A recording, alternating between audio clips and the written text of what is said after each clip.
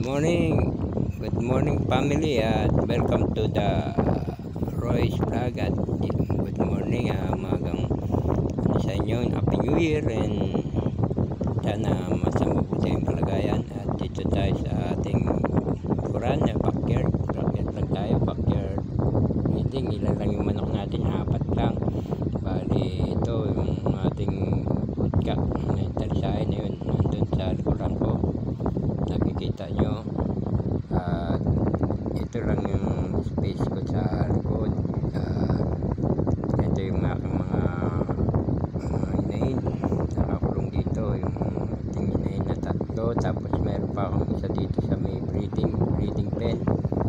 Yan, nakita nyo yung ginawa ko lang na breeding pen or naglilimlim siya. Nandun siya sa may bugad, nandun nakaglilimlim, may 10 siyang itlog. Nandito, punta natin, tignan natin yung lilimlim kong manok. Mayroon siyang 10 itlog, bali binawasan ko ng 3 nandito sa naglilimlim ko, mga kapamilya. Ayan, nakikita nyo kapamilya yan. Nandun siya, yan na po yung binigay sa akin ng pinsan ng asawa ko. Bali white kelso daw po yan, white kelso ang lahi niya. Hindi ko alam kung tunay na white kelso, pero siguro ay puti kaya white at tinawag ng white kelso. Dito siya sa may JC, gilid lang ng bahay namin dito sa likuran. Kaya makikita nyo may 10 siyang itlog.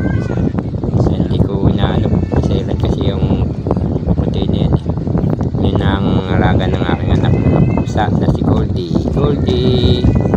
O yan, dito ulit tayo sa bandang likod. Yan, makikita nyo yung masarap na ito. Para hindi pumasok yung pusa, baka kasi kainin ng yung pusa yung yan, ito yung ating yan. So yun yung broodcock natin na talisahin. Yun yung asawa ng puti, naglilimlim, pinaasawa ko sa kanya. Yan yung ating dalawa pang dalawa pang inahin. Itong kulungan natin ay 5 butas lang, 5 butas. Yan, ito yung aking, ayan, kita nyo, ito yung sapa nating inahin dito.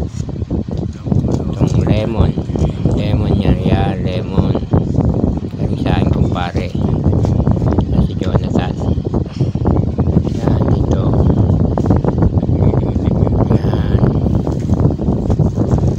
yan yung breeding pen dito. Yan, kanina pinakita ko na sa inyo ito.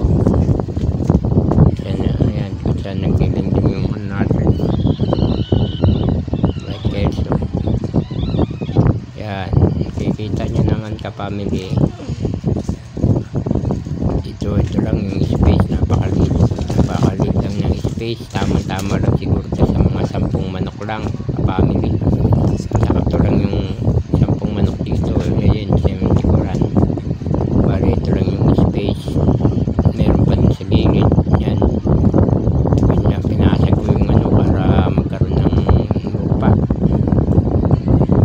Yan, pinasag ko yung side niya dito lang sa likuran para magkaroon ng lupa.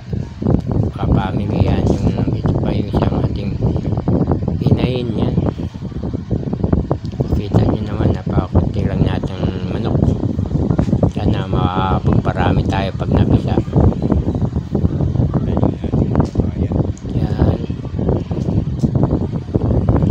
Yan yung lugar natin.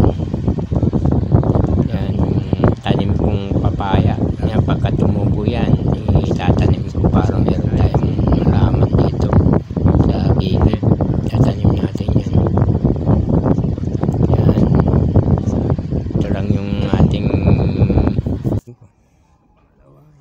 ito kapamilya, yung ating lemon. Ayan, yung lemon na binigay sa atin ng parin.